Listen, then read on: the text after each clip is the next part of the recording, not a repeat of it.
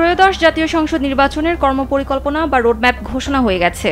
নির্বাচনী প্রশিক্ষণও শুরু করেছে নির্বাচন কমিশন ইসি।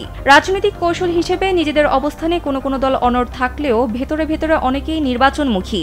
এখন শুধু তফসিল ঘোষণার অপেক্ষা। তবুও নির্বাচন নিয়ে নানামুখী চ্যালেঞ্জ রয়েছে ইসির। নির্বাচন বিশেষজ্ঞরা বলছেন, নির্বাচনী রোডম্যাপ ঘোষণা জাতীয় নির্বাচনের জন্য একটি বড় ধরনের অগ্রগতি। নির্বাচনের অংশীজন, বিশেষ করে ভোটার, রাজনৈতিক দল ও নাগরিক সমাজ ইসির নির্বাচন কেন্দ্রিক এসব কাজের সময়সীমা সম্পর্কে জানতে পারছেন।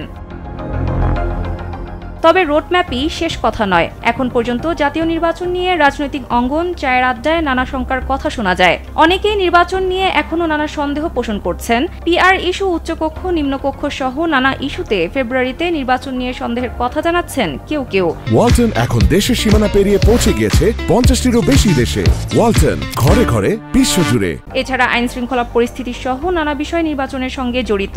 এসব ইস্যুর সমাধান করে সবার কাছে গ্রহণযোগ্য নির্বাচন আয়োজন করা ইসির সামনে বড় ধরনের চ্যালেঞ্জ হিসেবে দেখা দিয়েছে।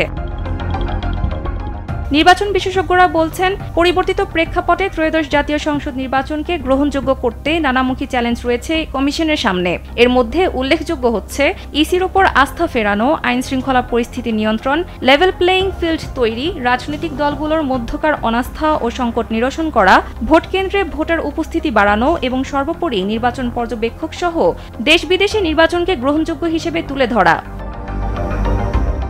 পাশাপাশি প্রশাসন ও আইন শৃঙ্খলা রক্ষাকারী বাহিনীর সদস্যদের নিরপেক্ষ ও সক্রিয় ভূমিকা নিশ্চিত করা, নির্বাচনে কৃত্রিম বুদ্ধিমত্তার এআই অপপ্রয়োগ, ভোট গ্রহণ কর্মকর্তাদের পক্ষপাত মুক্ত রাখা এবং ভোট কেন্দ্র স্থাপনাও অন্যতম চ্যালেঞ্জ হিসেবে দেখা দিতে পারে। এছাড়া প্রথমবার বিপুল সংখ্যক প্রবাসী বাংলাদেশিকে ভোটাধিকারের সুযোগ দেওয়াটাও এক ধরনের চ্যালেঞ্জ মনে করা হচ্ছে।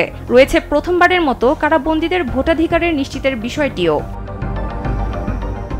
নির্বাচন বিশেষজ্ঞরা বলছেন, নির্বাচনের রোডম্যাপ ঘোষণা একটি নির্বাচনের মাইলফলক। তবে রাজনৈতিক দলগুলো এই রোডম্যাপকে নানাভাবে মূল্যায়ন করেছে। বিএনপি সহ বেশিরভাগ দল এই রোডম্যাপকে স্বাগত জানিয়ে নির্বাচনের পথে বড় অগ্রগতি হিসেবে দেখলেও জামায়াতে ইসলামী, জাতীয় নাগরিক পার্টি, এনসিপি সহ বেশ কিছু দল এই রোডম্যাপের সমালোচনা করেছে।